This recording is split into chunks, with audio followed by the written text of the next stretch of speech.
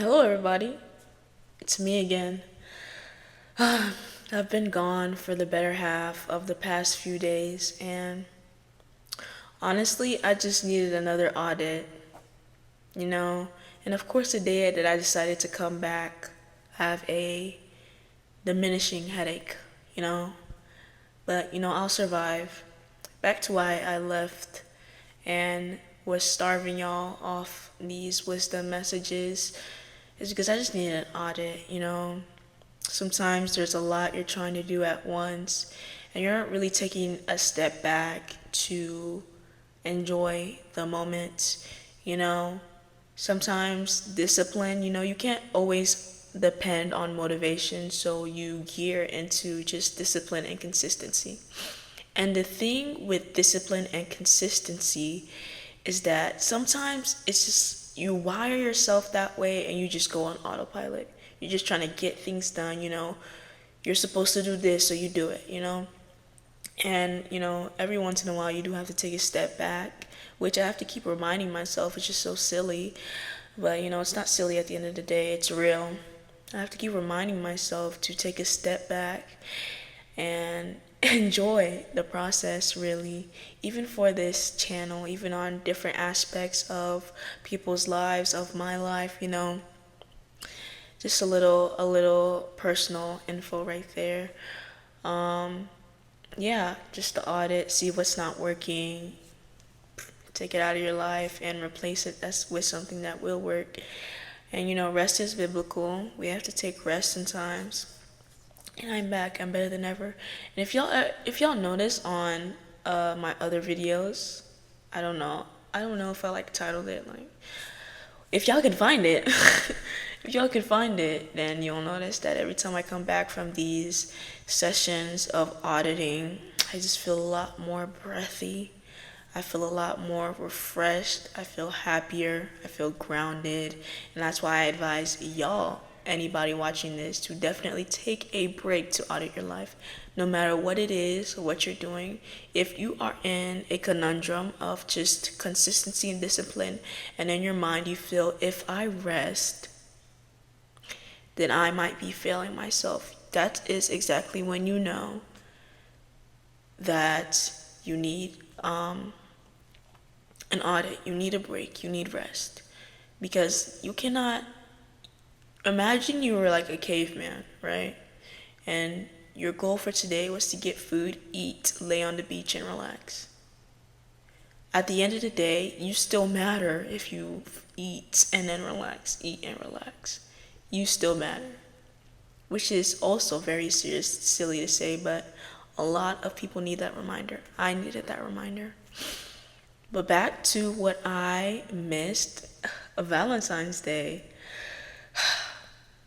Y'all know what I'm about to say. Y'all know what I'm about to say. And I'm going to keep it real with y'all every single time. I'm going to keep it real. There is no boyfriend and girlfriend in the spiritual world. But if you are finding yourself dating somebody, I hope you are not using this one holiday to prove how special your partner is to you. That's ridiculous. And somebody else had to remind me of this.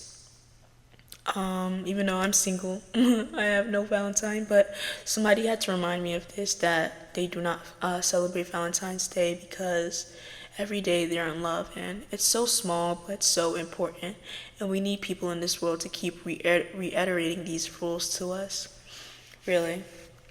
Back to what I was saying, there is no boyfriend and girlfriend in this spiritual world. I hope you know that. If nobody has told you that, there is only about to be married and married. So if you're gonna pick a partner, make sure it's somebody that you want to marry. Make sure it's somebody that you see a whole entire life with. Maybe make sure it's somebody that you are not seeing parts of them until the covenant of marriage is done. And we go through these phases. We're young. If you're not young, then when you were young, or I haven't got to your age yet, so I don't understand, the dating aspect on where you are, but you're young, you have all these hormones going through you. You want to kiss, you want to touch, you want to do that, you want to do this, and you feel like if you aren't doing it, you are somehow missing out in something, which is ridiculous.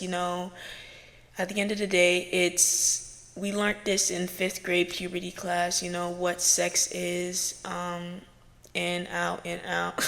Let's just leave it at that.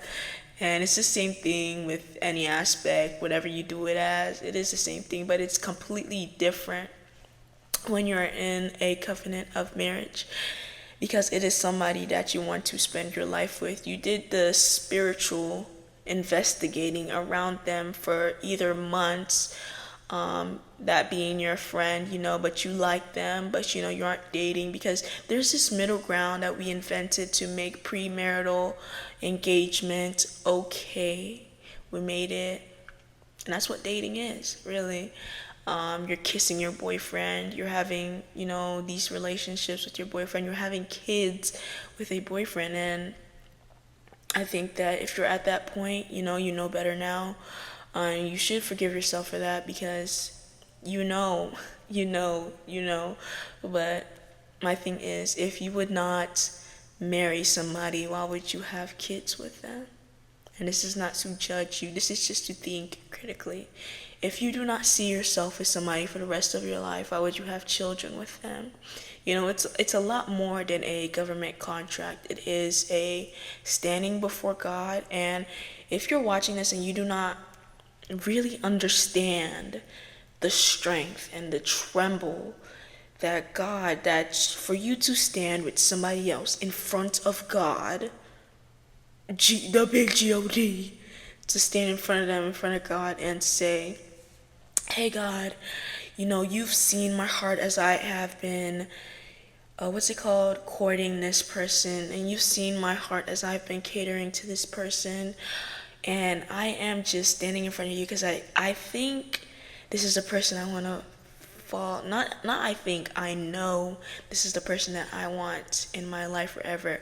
And if you don't think that it should go this way, please tell me now, Lord, because I'm not into the sinful lifestyle. I'm not into things that I will walk upon my life that will lead me to death, that will lead this relationship to death, that will lead a part of my soul to death.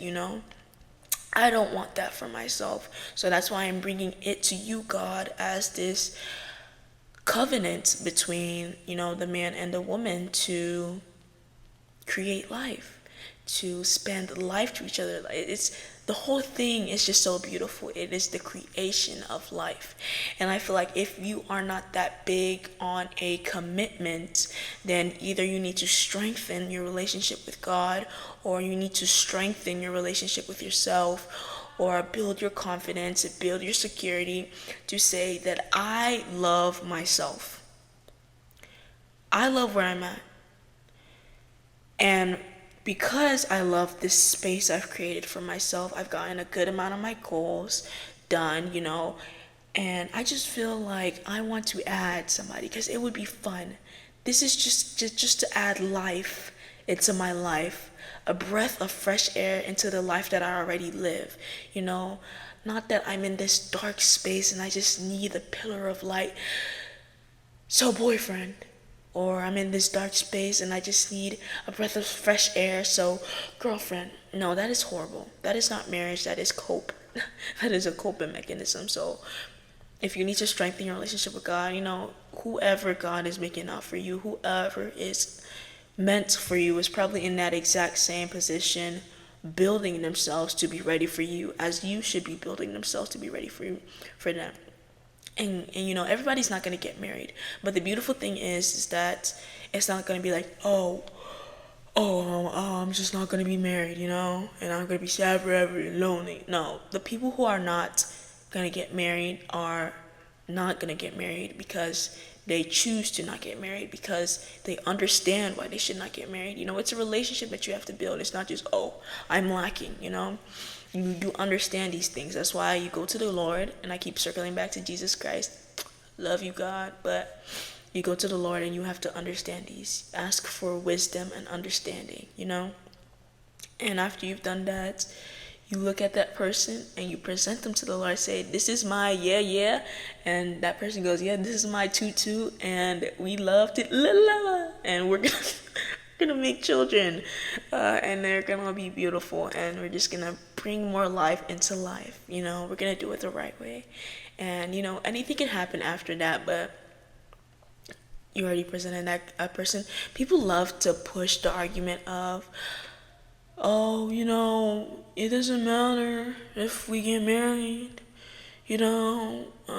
divorces happen, so we might as well just have premarital sex because, this could happen, Everything could, you could walk down the street tomorrow and get hit by a flying bike, but, you can't tell the future. You can only live.